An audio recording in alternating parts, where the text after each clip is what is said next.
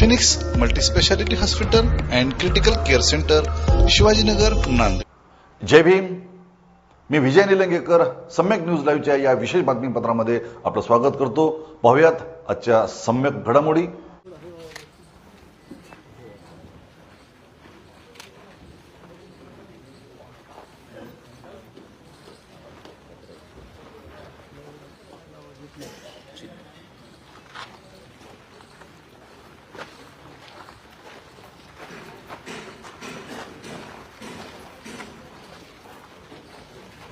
Bite घ्यायचं, sound लावू नका.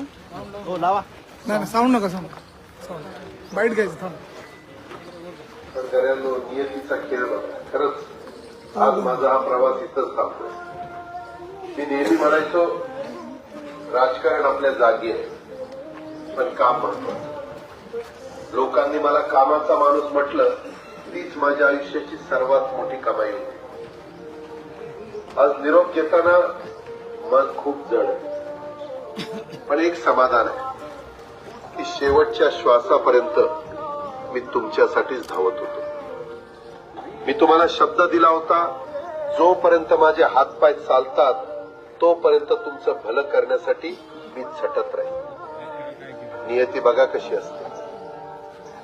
आज माझ्या हक्काच्या बारामतीच्या मातीत तुमच्या सेवेसाठी येत असतानाच माझे हातपाय कायमचे विसावले.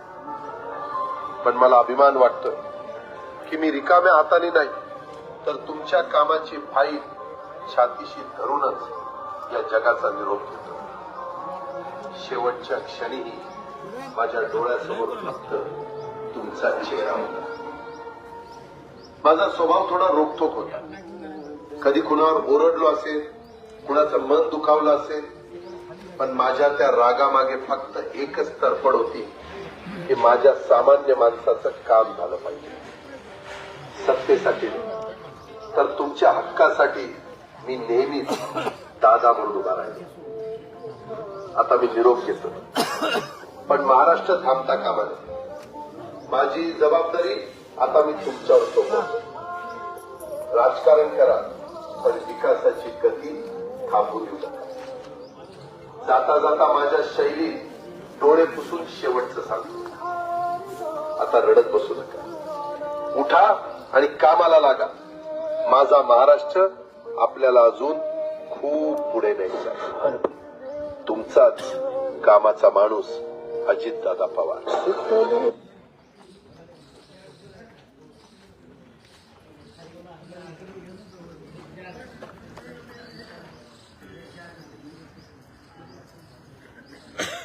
सुनेत्रा, आज अर्ध्या वाटेवर साथ सुटली ग.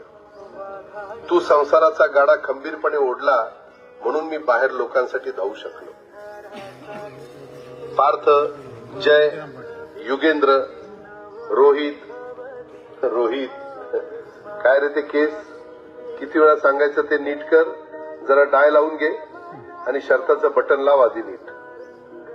तू नेहमी म्हणायचंस ना, दादांचं भावकीपेक्षा गावकीकडे जास्त लक्ष असतं.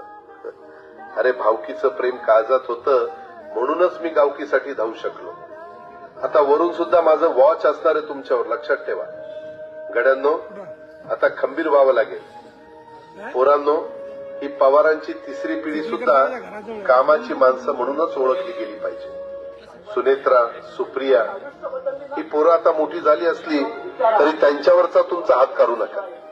त्यांना पवारांचा संस्कार आणि कामाचा ध्यास दोन्ही द्या. सुप्रिया, राजकारणात आपण वेगवेगळे झेंडे घेतले, वेगवेगळे रस्ते निवडले, पण आपल्या रक्षाबंधनची गाठ कधीच सैल पडली नाही हे तुलाही माहितीये आणि मलाही. साहेब, आज पहिल्यांदा तुमचा हा पठ्ठा वेळेत नाही पोहोचू शकला. निघालो तर वेळेतच होतो, पण आज नियतीच्या मनात काही वेगळंच होतं. तुम्ही मला बोट धरून चालायला शिकवलं आणि मी थेट धावायलाच लागलो. कधी तुमच्या पुढे गेलो असेल तर ती सुद्धा तुमचीच पुण्याई होती. सुप्रिया, आता साहेबांना सांभाळण्याची आणि त्यांची काळजी घेण्याची पूर्ण जबाबदारी तुझी आहे. एका मोठ्या भावाच्या हक्कानं सांगतो, सुनेत्रा, पार्थ, जय सांभाळा स्वतः. साहेब निरोप घेतो. दादाची ड्युटी संपली. साहेब थोडं समोर या. थोडं समोर या ना. असं असं ऐसा था राजा सबके दिलों में वो